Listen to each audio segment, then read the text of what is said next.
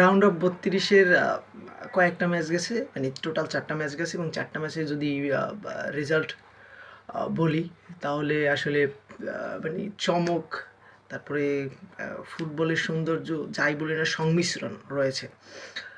সেখানে যদি বলি প্রথম ম্যাচটা ছিল কানাডা এবং সাউথ আফ্রিকা, যেখানে কানাডা জিতেছে এবং এক্সপেক্টেড ছিল। এবং পরবর্তী ম্যাচটা ব্রাজিল এবং জাপান, সেখানে ব্রাজিল অনবদ্য পারফরমেন্স করছে এবং জাপান তাদের স্থান থেকে সেরা পারফর্ম করছে এবং তারা ব্রাজিলের কাছে লাস্ট মুহূর্তে 95 মিনিটে গোল খেয়ে এই বিশ্বকাপে তাদের বিদায় হলো। আরেকটি ম্যাচ ছিল প্যারাগুয়ে এবং জার্মান, যেখানে জার্মানকে একেবারে ধরাশায়ী করে প্যারাগুয়ে, মানে লাতিন ফুটবলে অন্যতম দল প্যারাগুয়ে, তারা পরের রাউন্ডে চলে গেল। আরেকটি ম্যাচ ছিল মরক্কো এবং নেদারল্যান্ডস, এবং মরক্কো এবং নেদারল্যান্ডসের ম্যাচটা সকলে প্রেডিকশন দিয়েছে যে নেদারল্যান্ড জিতবে, কিন্তু দিন শেষে মরক্কো তারা জিতলে। এবং মরক্কোর হিসেব করলে 2014 বিশ্বকাপে তারা কোয়ালিফাই করতে পারে না। সেইখানে সেই টিমটা এবারে না তো 2022 সালে তারা অনবদ্য পারফরমেন্স করে সেমিফাইনাল কনফার্ম করছিল এবং তারা ফ্রান্সের সাথে হেরে সেমিফাইনাল শেষ হয়ে তাদের যাত্রা। এবারেও তারা ভালো একটা শুরু করছে এবং তারা এই বিশ্বকাপে আসলে ডার্ক হর্স বলাই যায়। সময় বলে দেবে তারা কোন স্থানে যাবে, কোথায় যাবে সেটা।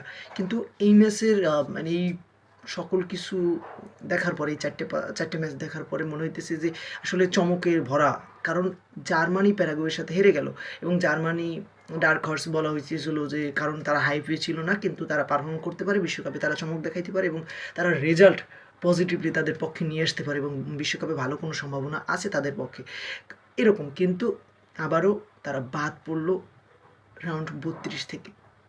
এবং এই সকল ম্যাচ নিয়ে আলাদাভাবে এরকম কথা বললে মানে একটাই কথা, যে কখনো ওভার কনফিডেন্সে যেন পরিপূর্ণ না হয়। সেইখানে আর্জেন্টিনা খেলবে কেপ ভার্দের সাথে। এখন কেপ ভার্দে এবং আর্জেন্টিনার ম্যাচটা যদি আমি বলি, কেপ ভার্দে অনেক বড় দল, অনেক বেশি হাইপ। বিষয়টা এমন না, কেপ ভার্দে তারা গ্রুপে কিন্তু সেরা পারফর্ম করা দলকে বাদ দিয়ে তারপরে কিন্তু নিয়ে আসছে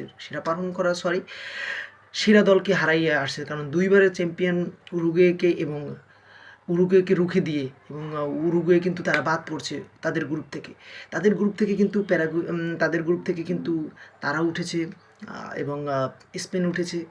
অতএব সেই বিবেচনা করলে আসলে গুরুত্বপূর্ণ ছিল তারা এবং চমৎকার